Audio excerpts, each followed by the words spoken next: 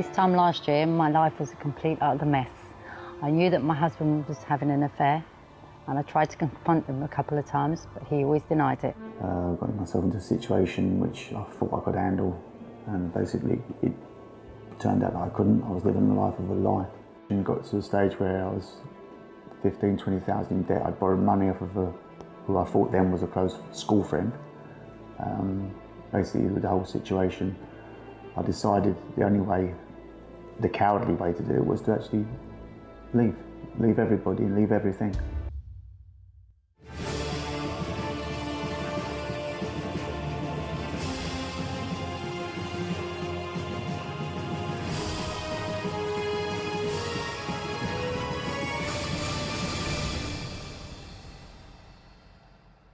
When I first came to the church, I knew something was different. I knew that I'd found God, so I decided to challenge him. So I took everything I had in my bag and I gave it to God. And then I said, if my husband's meant to be mine, bring him back home. And in less than 24 hours, he was home.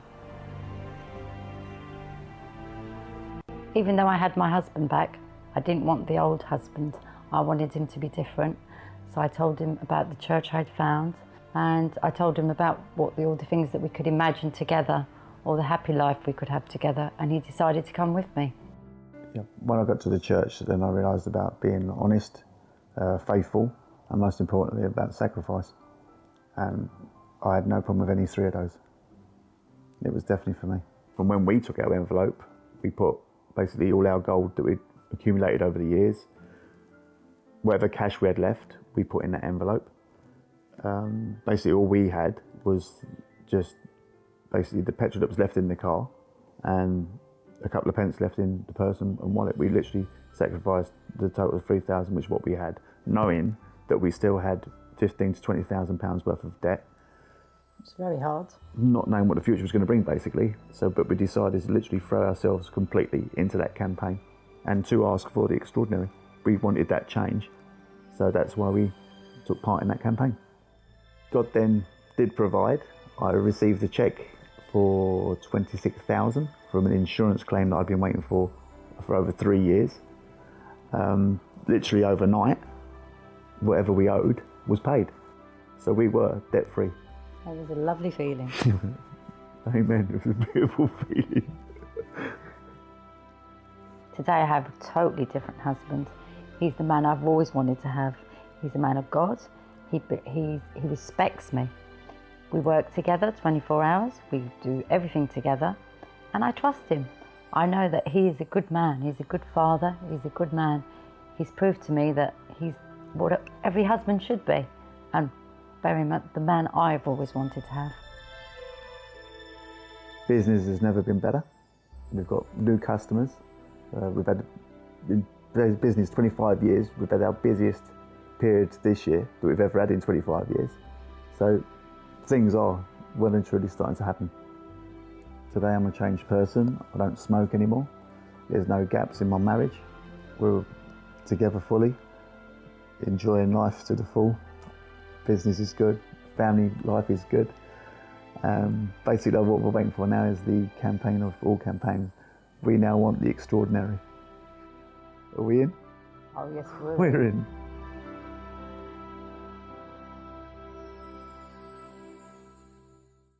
Hello, a very good evening. Welcome to Finding Answers. You just saw there the second part to the amazing story of Gary and his wife, who not long ago, about a year ago, the papers for divorce had already been filed in.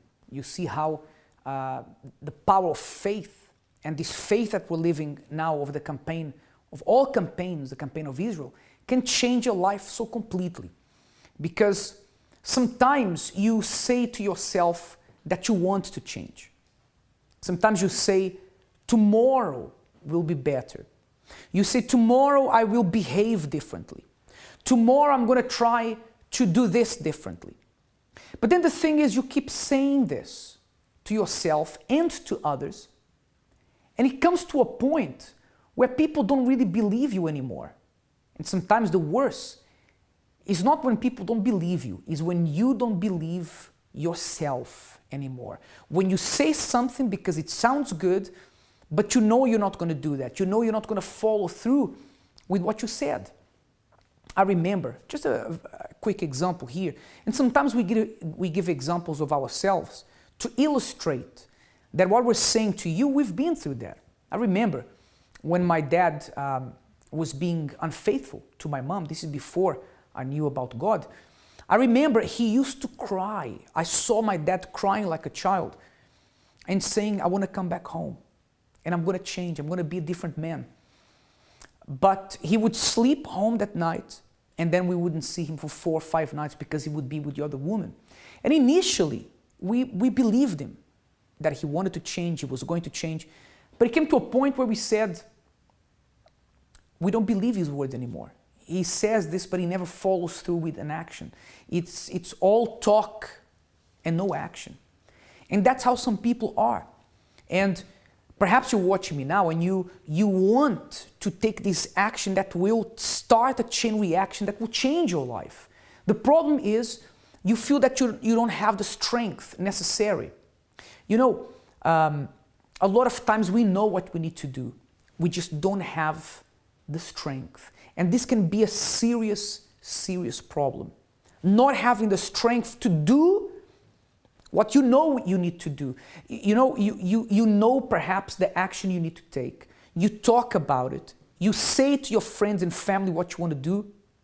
But when it comes to the point of doing it, perhaps being faithful to your partner, perhaps quitting that addiction that has destroyed you and your family, perhaps you are in a dead-end job and you always say, I'm going to quit and do something different with my life, but then you never do it.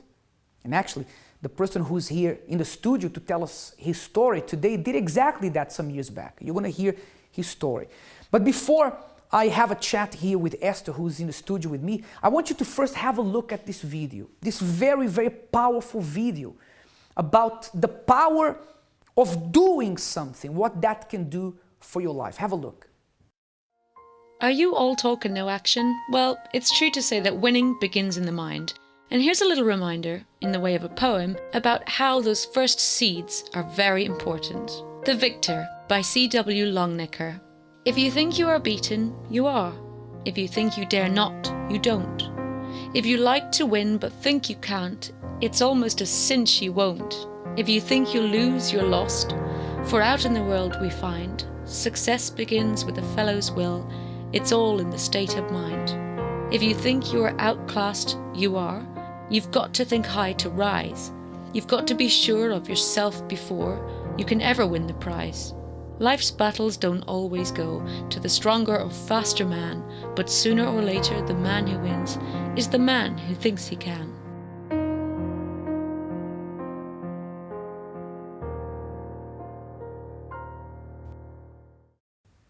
So that poem there describes very well about how you can think yourself into doing something. And tonight we're talking about, are you all talk and no action?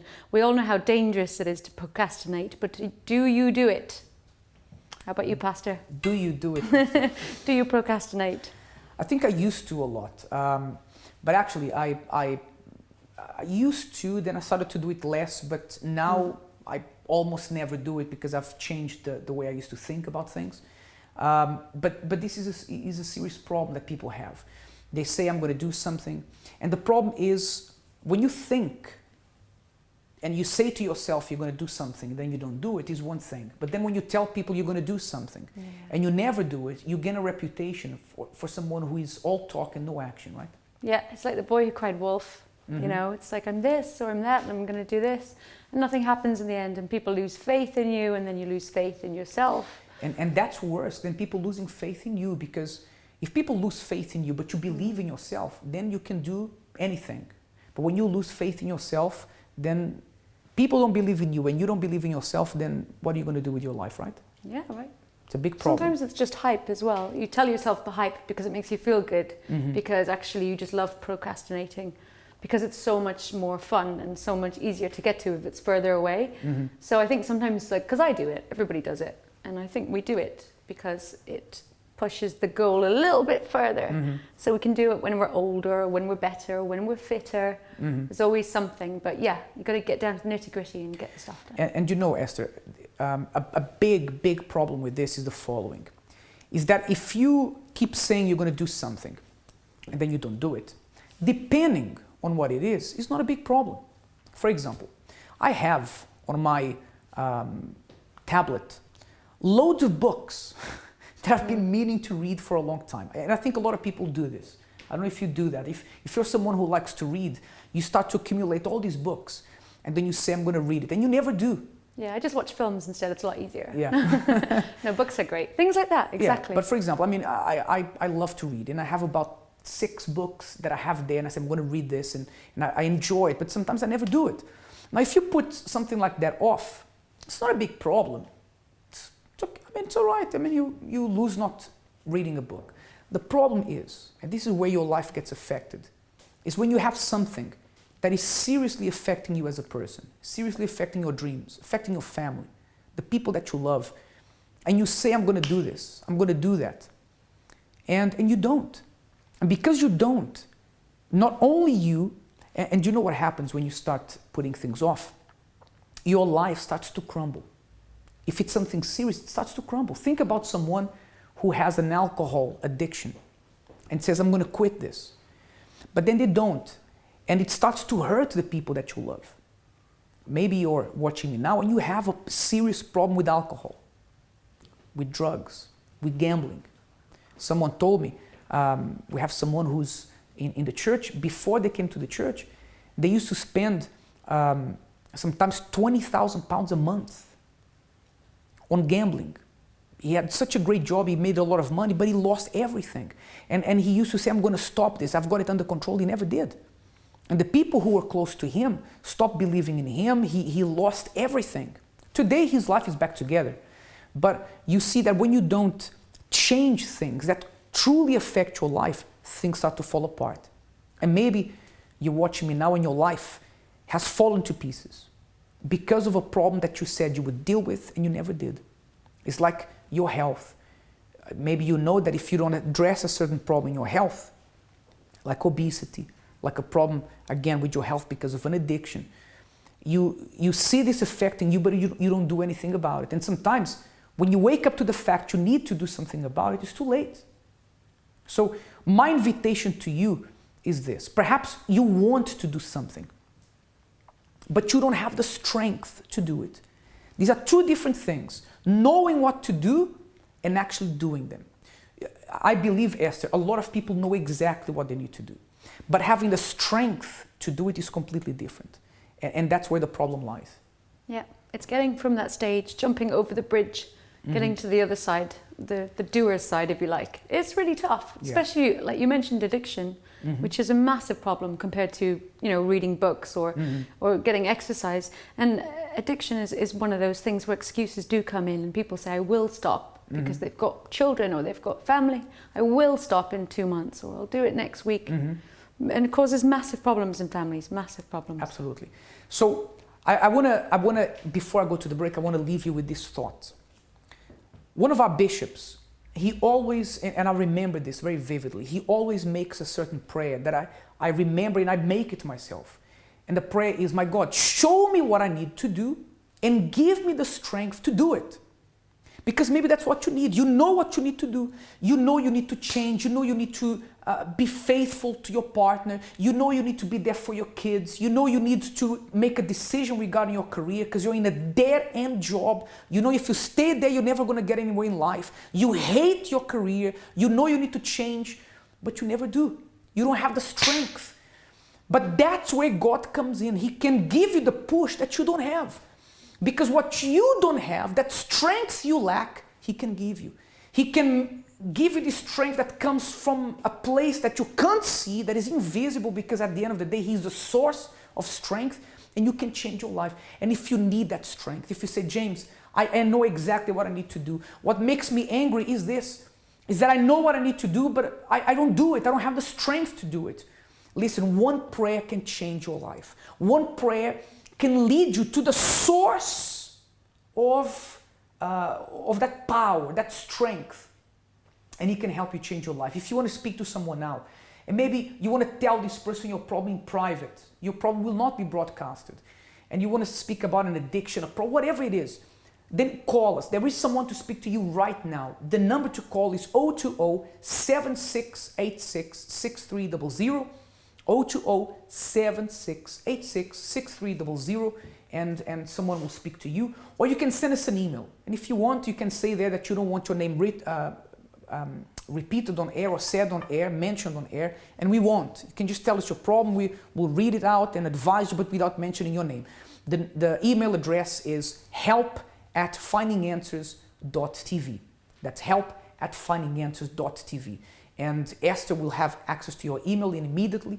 As much as we can, we're going to try to read all the emails that come through. Okay? So we're going to go into a break. Don't go anywhere, because I want you to hear the story of someone who was in a dead-end situation and knew what he had to do, but he used the courage to change his life. You're going to hear his amazing story. We'll be right back.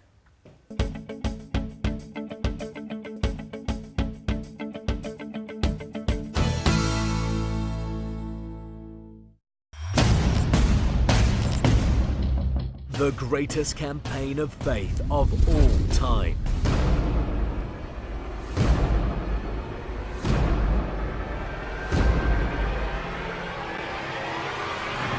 Senhor nosso Deus, passaremos uma madrugada inteira clamando. E é por isso que nós estamos aqui. Ó Deus da riqueza, ó Deus da sabedoria. Para dissipar as obras das trevas que lhes atingem. Responda, Nós te meu Pai. pedimos, consagra, meu Deus. Nós profetizamos e determinamos que se tem que sacrificar tudo. To see things that we have never seen before. Why is this the greatest campaign?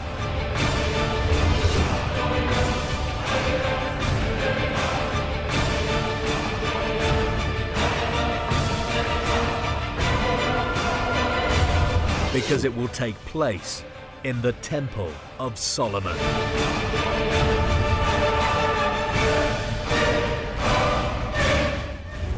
Take a look at this promise. Now my eyes will be open and my ears attentive to prayer made in this place.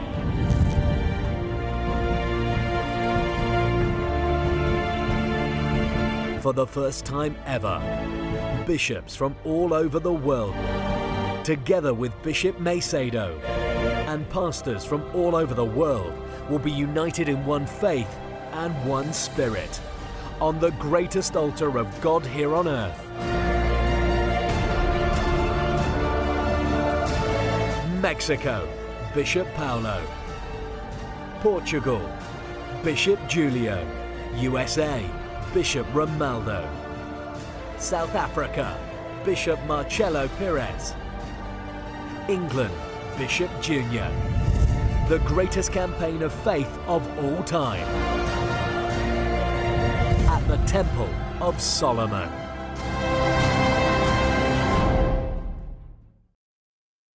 Hi, the Chrissy B Show airs live on Mondays, Wednesdays and Fridays, coming to your homes with entertainment, life issues as well as hard-hitting topics, coupled with friendly and practical advice.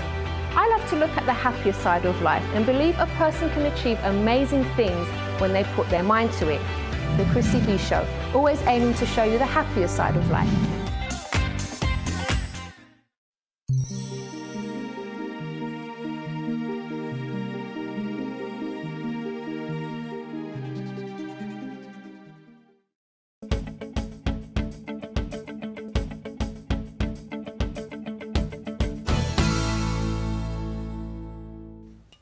Welcome back.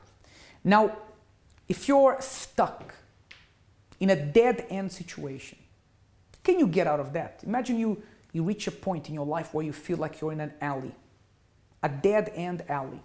You know when you watch these American movies and you have these alleys with these very high walls and the guy tries to jump over it. You know that kind of alley? Imagine you feel like that in your life. Can you get out of that? Well, the person who's here with me believes that you can, and also not only does he believe you can, but he's done it, right? He was in a situation like that, and it changed his life, it changed the course of his life, and he's definitely not just talk, but he's a lot of action. Although he does a lot of talking, I have to say. How are you, Robert? Hi, good evening. You're okay? I'm very well, You do a lot of talking. I like to speak. We're going to see that here tonight in the program. Yep. But you, well, together with other things, you do a little bit of presenting as well, right? I do some presenting. That's where I found that was one of my strong points. In the presenting, I also do like healthy cooking shows, and I also do a video production business as well that I do as well. Okay, but tell me something. I mean, going back in your life before you met the power of faith, the life-changing power of faith, how was your life before? Okay, my life before was basically, it didn't have really a direction. Just an idea of my background, I grew up, I watched my parents break up as a young person from the age of 5. In my education, I had serious anger issues throughout my education. I was very behind in my learning, my readings. I had a lot to catch up on. Then I tried to turn all that around in secondary school. But even in secondary school, I was doing well for a little bit because I said I'm going to change. But then coming near to the end of it, the same thing happened again. I got distracted. I got distracted with friends. I was someone who was very firm. I said to myself, no, I'm not going to smoke. I'm not going to do this like that my other friends were doing at the time. But then afterwards, out of curiosity, I said, yeah, you know what? Let's go smoke something, And then afterwards, I kind of got mixed up in that kind of thing. And days when I knew, no, I should be studying, I should be in class, there was something easier to do, instead of going into school. And because the structure of my family wasn't so strong then, it was easy for me just to fall out, and I left school without a single GCSE. Right, so your future when you left school wasn't really bright because you left without an education, right? So you didn't even get a GCSE. Now, in leaving school in that situation, what were your plans? What did you want to do with your life? I remember at that time I had an idea to do 3D graphics design because I liked computer games at the time. But obviously when things went wrong, I quickly started searching around a way to kind of put things together, thought to put myself back in college, and I got back in college to try and sort myself out. I was doing well, then it got to a point where once again, it's like as soon as things are going well, it's like I would just relax again. So instead of like focusing on doing what I needed to do, I started getting distracted. I started getting, too busy with my friends outside. My friends would invite me to things like pub crawls and all that kind of stuff. So the same thing as before. Exactly. You were like repeating the same mistakes of the past. Yeah, I couldn't complete anything. Sometimes I remember like I, got into a job, got a job, but then afterwards, little things would happen in the workplace, and then I wouldn't hold that particular job, I wouldn't find it difficult to get jobs, but then afterwards it'll be holding them afterwards, and then afterwards I'd be around friends. So would you lose the jobs or you would quit? What would happen is something would happen for me to lose it. Something would happen for me to lose it. Like what? Well, for example, there was one occasion where a person says, oh, you could take one of those things, because this one was working like in a superstore. He says, oh, you could take one of those things, it's perfectly fine. And so me like, yeah, okay, no problem. And afterwards, then I get caught on camera. And instead of me fighting my corner, saying, look, oh, this person told me to take it, things are looking serious. And I'm like thinking, I don't want to make the other person look bad. So it's like... So your life... in the beginning, when after you left school, it's like you always fell into the same trap, right? You lost jobs, you didn't follow through with things as well. Yeah. So you were a lot of talk and little action because you knew what you had to do, right? Yeah. I mean, even when as far as my love life, because I was a very sentimental person. Very sentimental. Describe that, because usually women are more emotional. Yeah. So you were a very emotional guy. Yeah, I mean, in the sense of, so for example, obviously I like guys, young guys will like women. But the thing is, I wasn't really a bold person. I was someone that, for example, even if a young lady liked me, I would never approach a lady. I'll be like with the guys, oh, she's like this, she's like that. Oh yeah, blah, blah, blah, she likes me, da, da, da, da, da, da, and we'll give all the talk, but then we'll come to speaking, nothing, play the music, sentimental and everything, but wouldn't do anything because in the love life. So that was quite frustrating as well. And and basically, and so what I would do in order to Because if you're not putting your energy in anything, you have to put your energy somewhere. That's how human beings are built. So for example, I would spend a lot of time working on my body, working on weight training. And because I had a lot of anger issues, I'd be training with angry music and everything like that. Instead of going out and putting positive things in my head, I'd be making lyrics with another guy who's like me, just with a whole heap of, junk, really. So the thing is, it seems to me like you didn't really know what you wanted to do with your life. Yeah. You didn't have any direction, right? There was very little direction. You have an idea more or less which direction you're going in, but there is no power to see through. Because at the end of the day, life, is always going to throw to us some kind of challenge. And the thing is, when I would face those kind of challenges, I wouldn't hold through. I'll go with the next easier distraction. I think, was it Vanessa? Vanessa said it? Esther. Esther said it. They called her Vanessa, but I'm sure she'll forgive me. I feel that energy. I should give me that look. But but basically, it's like so procrastinate is like this. You know what you have to do. There's a target you need to reach, but you go for the next easiest thing, and that was my problem. So, but Robert, you came to the church quite young. Yes. How old were you? I came when I was 17. 17. So, I mean, you were very young. So. Not all was lost. You got things on track, but because you were quite young and you still had left school with no GCSEs, no education, it was a battle for you to get your life back on track, right? I mean, tell us about it. You came to the church, you changed. What changed about you when you started in the church? Okay, so firstly, I came when I was 17, but I didn't change immediately. So some of these things that were going on while I was still in the church. But the thing about it is, while I was there, because up until before then, my mind was just structured in a certain way. Grew up in the States, the friends I had socialized with, we all had kind of similar thoughts. But then when I came to the church, I actually started to hear different things, which I started to understand what God wanted. Because at first it was like more guess and like just doing things out of routine if I tried to be spiritual, if you know what I mean. But I tried to understand what God wanted. And I understand that God wanted me to have a really good quality of life. And one of the things that God wanted us to be was bold. Which is something you didn't have. Which was something I wasn't. And it's exactly what we were saying. Yeah. We were saying sometimes a person knows what to do, but they don't have the strength to do it. It's That's like right.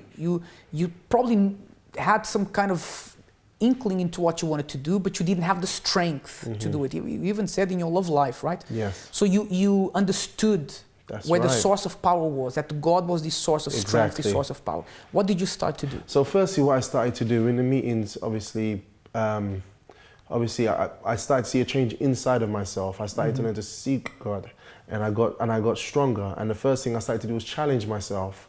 So the next thing, so if I wanted a job, I'll go there in boldness. So we'd have a purpose in the church or something like that, and I'll go into the place and I'll go to the job and say, look, I'm here for my job.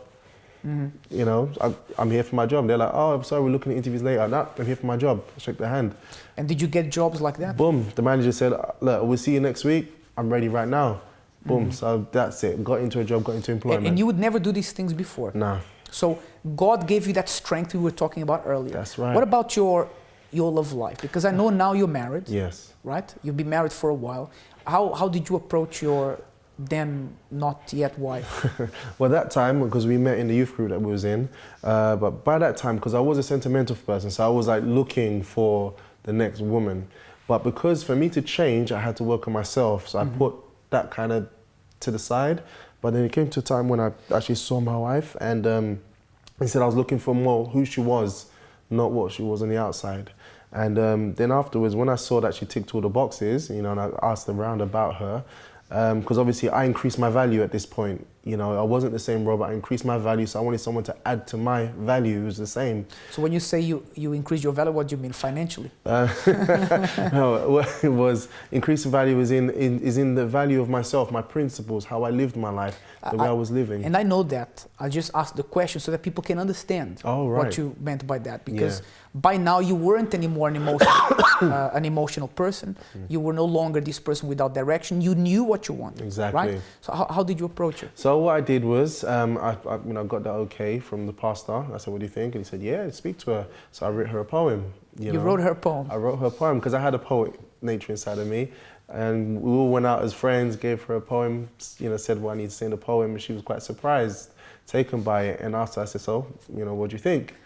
So it was a completely different scenario. So then it was like, no, I like you. This is how I feel about you. You know? So you were bold. I was bold. And the thing about it is like, you know, anything came up, I'd say, let's sit down and talk. How long after that poem did you get married? After that poem, I think it was about a year and a half. A year and a half later, you were married? Yeah. Okay.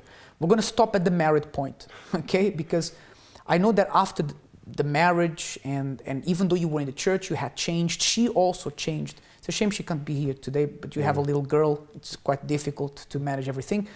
But you still had a lot of battles. Yes. So we're going to talk about, usually we bring people here to this program, and we have a dividing point of before God and after God. With you, there is a dividing point, but you also had your challenges to get to where you are now. Yes.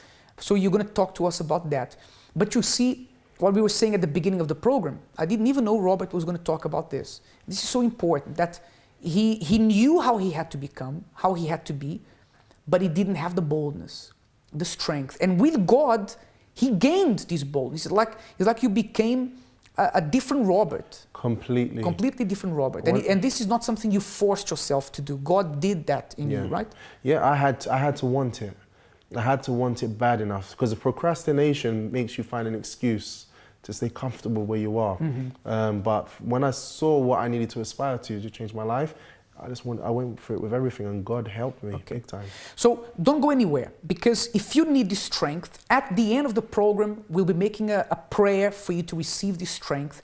We will also have Pastor Alvaro here towards the end to speak to us about the greatest campaign of Israel of all time, the campaign of Israel in the Temple of Solomon.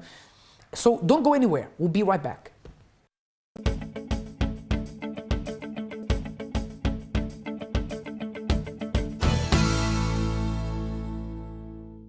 In life, there are problems that just hit you with a blow. Everything crumbles away, and the heartache never seems to disappear.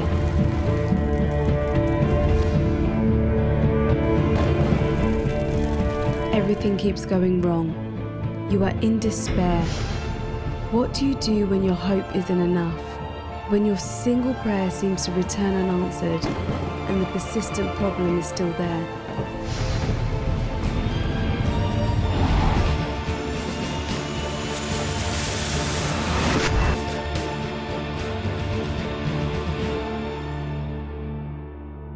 Partner with God and make a chain of prayer.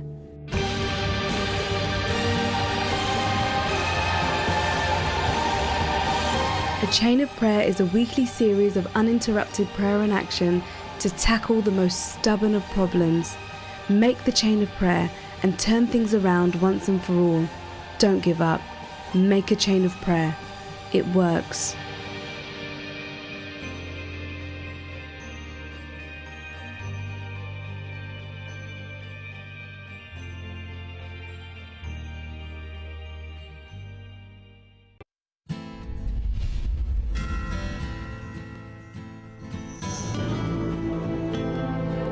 As a man, I understand the struggles men like me go through. They need to be strong always and not to show any weakness, even though it's there. To be a leader to our family, to our wife and kids, when we really wish someone else would show us the way. To choose what is right in a world of wrongs. To admit to our mistakes when our egos don't want us to be exposed. To learn to be a man when we're still only a boy inside. Being a man is not easy. But hard is also a part of being a man. We don't like anything easy. We want challenges. We want to prove that we can do it. That we are bigger than the problems staring us in the face. That's why we go to the moon, we climb the Everest, we sail around the world, and build fast cars. We like the feeling of accomplishment. And please don't ever tell us it can't be done. We will die trying. Being a man is not easy, but we wouldn't have it any other way. And yet, the true conquest of a man is not measured by his money, power, or fame. His greatest achievement is to overcome himself.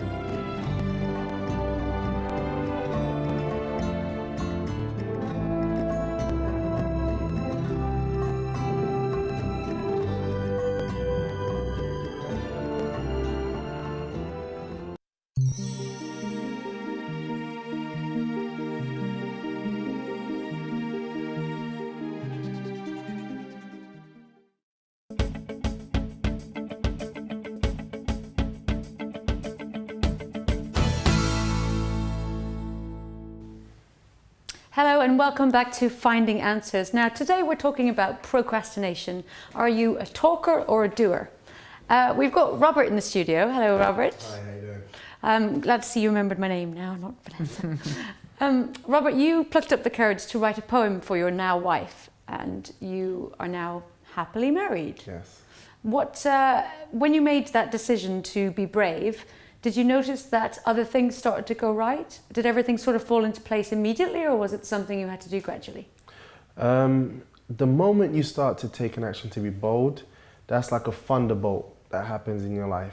So the moment you're bold with one thing, you have confidence to be bold in other things, because like, hey, it's actually working, you know? Yeah.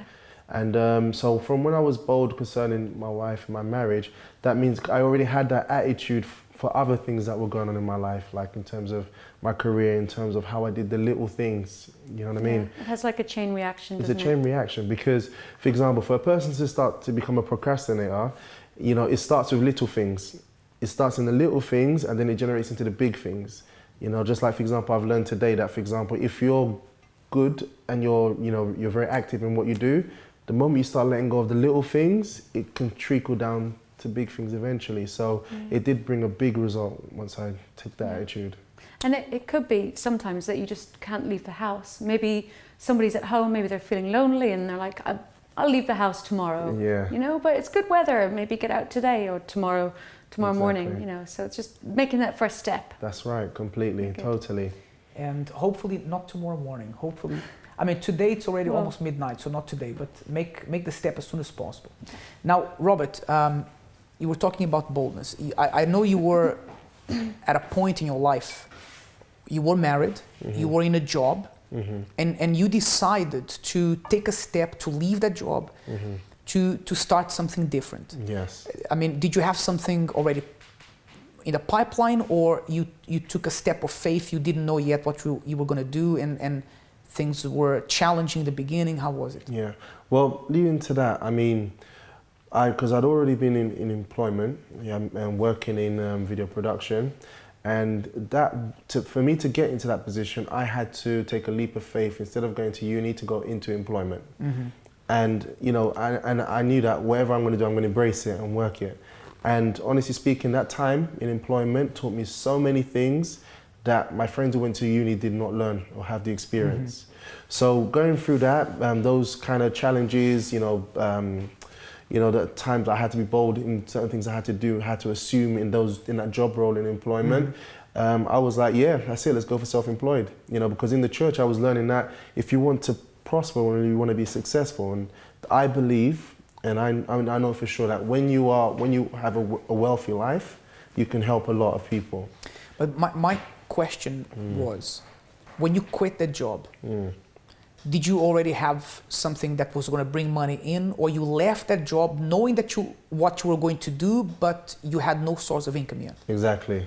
It was a jump. It was a leap of faith. It was a leap of faith because there was nothing that was going to bring money in. That's right, because that time there was a recession. That time there was a recession. I knew I was planning to buy a bigger house at the same time. I knew that around that time I was planning to have a child as well. So it was definitely a leap of faith.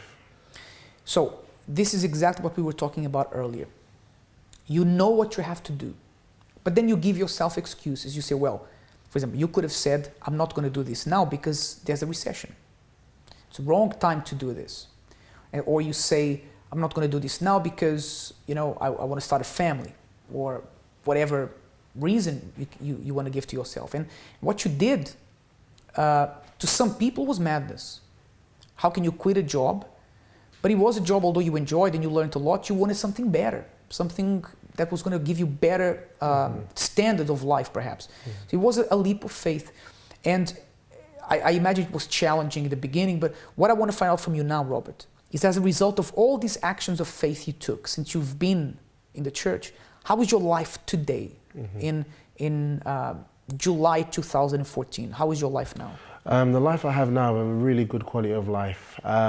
For example, because obviously you've got my wife, she has a really good job as well, and also myself, I have 2 businesses going. One business that I started new, but because of my faith, I was actually the 10th in that business in the UK, Ireland, Nigeria, Israel and Ghana. You know, it's a lot of countries. Yeah, it's a lot of countries, and basically, you know, so that really did really well. I also do a lot of things in video production. I have customers who look for me simply because they hear about me by reputation. They say, look, if nobody can do it, this person's going to do it, and I have loyal people. So, you know, we managed to get our house. We've got a bigger house as well. Even after we've got our child, you know, with everything that we wanted, we wanted the garden, we wanted the loft, we wanted all that kind of stuff. So we have a really good quality of life, definitely. Now, my question to you is, before you came to the church, I know you were very young. You started at 17. If you would project your life for the future to where you are now, did you imagine you were going to be the person and with the quality of life you have now? No, definitely not. I most probably would have been on the council register, and I would probably have girlfriends, but not a wife, you know. And to be honest with you, I probably would be working, I don't know, I wouldn't have a vision to do business. I'll be completely happy just being like, just earning a salary with no aspirations to or dream about becoming wealthy, but not taking steps to actually motion that to happen. So who you are today, who your family is today, because I know your wife is in the same faith that you are, is a result of those actions of faith you've learned to take in the church, right? Definitely. Because, you know, one of the things I learned in church, we don't rely on circumstance.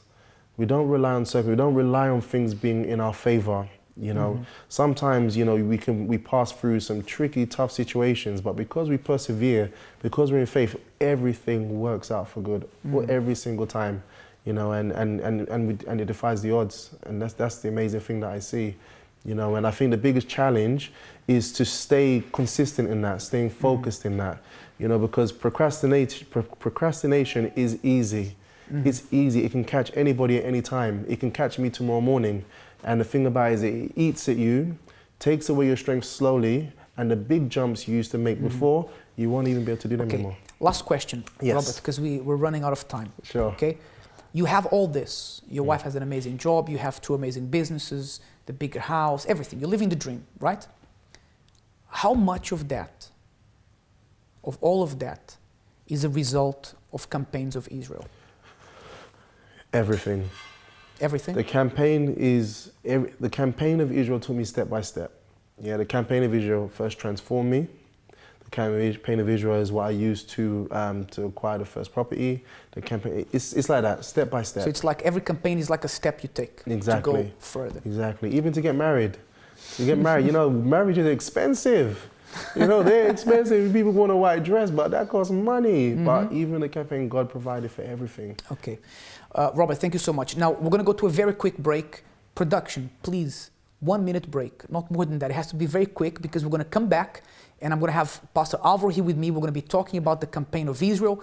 And also, if we have time, we're going to try to read the mail of the day. So we'll be right back.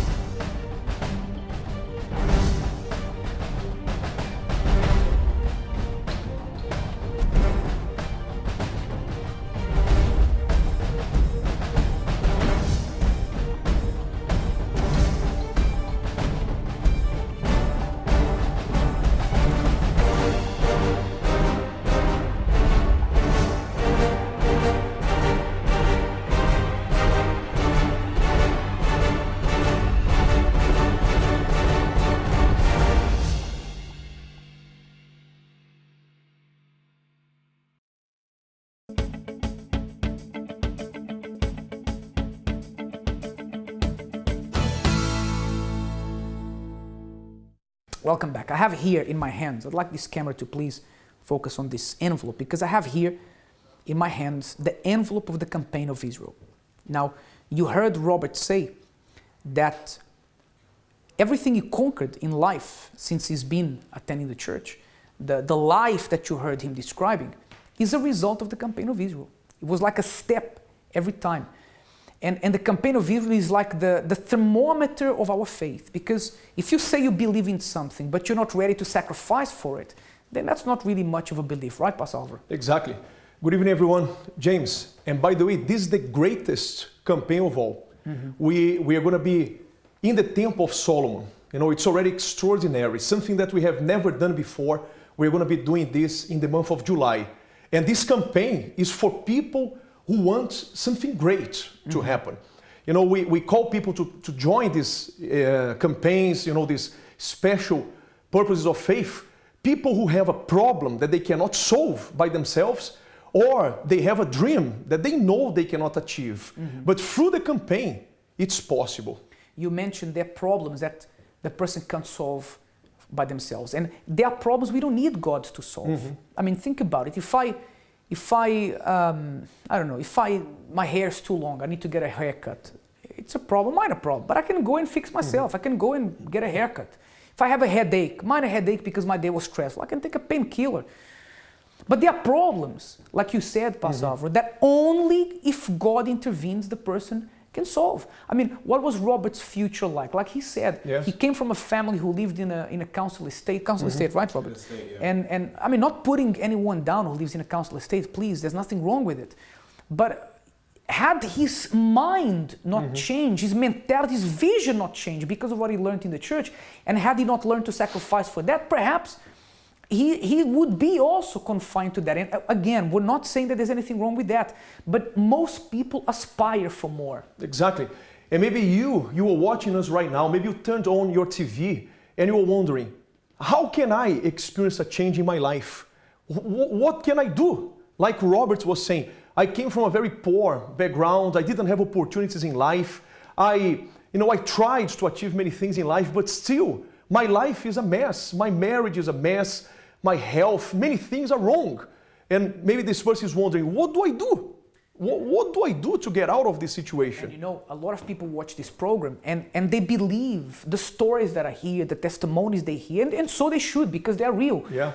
And they say, one day I'm going to go to that church. One day I'm going to call. One day I'm going to do this. One day I'm going to do that. But they never do it. And like we're saying, they're talking, but they're not acting. Yes, and the campaign, Alvaro, is like a trampoline. A trampoline that gives you that boost to reach where you've never been able to reach. But for that, you have to sacrifice for your vision, because whatever vision we have in life, we have to sacrifice. And James, people have to understand, you know, maybe you are the type of person who pray a lot, and you think that just by praying, you're going to draw God's attention to you. Maybe you pray and you fast. I'm not saying that this is wrong. And as we have been saying, certain things can be solved through prayer, through fasting and prayer. But we know that there are certain situations that you have to go the extra. You have to do something extra. And this extra is the sacrifice. The sacrifice that brings, is what brings the materialization of God's power to our lives. And you know, Alvaro, I think we have the picture of the Temple of Solomon. If we have the production, there it is. You know, that is a replica of the drawing and measurements of the temple that God gave to David and eventually Solomon built. Of course, in a larger scale.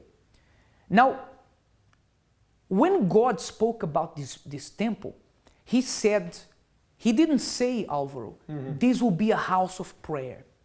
He didn't say that. No. He said, this will be a house of sacrifice. Yes. Because, if people would come to the temple before, they would come to sacrifice. Exactly. They wouldn't go there to have a look at the architecture. They wouldn't go there to have a chat with the priest. The only purpose of the temple was so that the person could find a place to sacrifice and get close to God. Exactly. So when a person takes part of a campaign of Israel, and now the greatest of all campaigns, and they sacrifice, that sacrifice brings them closer to God. And God has to answer. And James, as it happened to Solomon, when he sacrificed, and the sacrifice he did was extraordinary. He sacrificed 142 2,000 animals. Imagine nowadays, imagine what that means. It was something amazing, extraordinary. So what was the result? God had to come down. And when God came, it's written that he filled, the whole temple was filled with his glory. You know, Alvaro, I'm just thinking of something now. You're saying that God had to come down. He had to. And there's this video on the internet. Maybe we're going to show it here tomorrow. There's this kid in America. I don't know if you've heard about this kid. A young boy, 10-year-old, 9-year-old. And he has a disease in his body. And he has a disease that his bones break very easily. Don't know what the name of that disease is. So he's broken every bone in his body multiple times. And he started doing these videos on YouTube that have millions of views. And they call him the kid president. Have you heard about him? Oh, yes, I did, yes. This young boy, and although he has this disease, he's very happy. He's always dancing in his videos. And he says, oh, if I was the president of America, I would do this, do that. And because he's so extraordinary, Barack Obama met him. He invited him to the White House.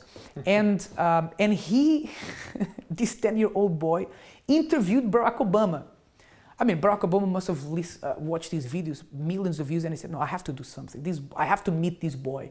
Right? Because he's doing something no one has done. I mean, this is just a little comparison that if God sees me sacrificing, he has to come down and he has to do something about my situation because I'm coming to him in a way that nobody else is. And James, I'm going to say more. Maybe you turned on your TV now and you were wondering, what is this program about? What are these two guys doing there? Maybe you think it's a coincidence, but I can say to you right now, do you know why you're watching us? Because God saw you suffering.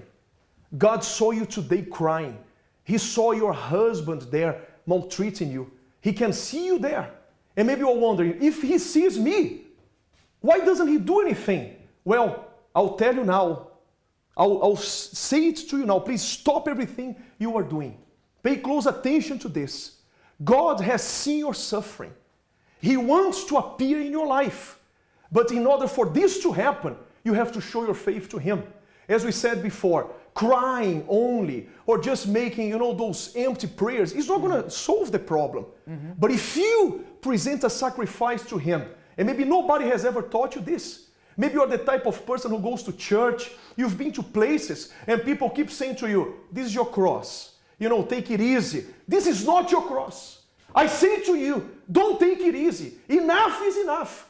It's time for you to act, my friend. Yes, you who are there thinking about commit suicide. You who are there tired of suffering. So this campaign, let me show them the envelope again. James, this campaign is for you. For you who are tired of living a life of suffering, moving from suffering to suffering, from pain to pain, from sickness to sickness, from divorce to divorce. And maybe you are saying, what do I do? Here is the answer. The answer is here. This envelope is the answer for you. Here is where you're going to present your sacrifice. And on the 13th, you're going to be showing your faith to God.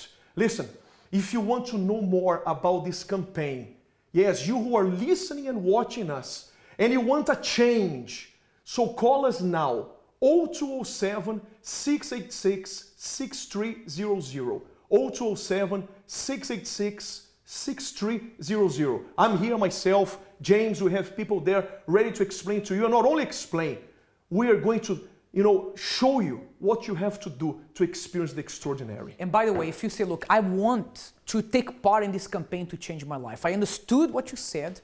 I have this dream, this vision for my life of what I want to see happening, but I don't know how to get there. I need God's help to get there. Then, by the way, you can send us an email. And we will give you the opportunity to receive this envelope for you to come and take part of this campaign as well. If you have never had a chance to take this envelope for the campaign, you can send us your details. And we will explain to you. You can come and collect the envelope or we'll send it to you. We'll find a way, but we'll give you an opportunity for you to change your life also through this campaign. So if you want to do that, you can send us an email to help@findinganswers.tv. help@findinganswers.tv. Now the thing is, yesterday, Bishop Junior was here with us. We invited him to be here.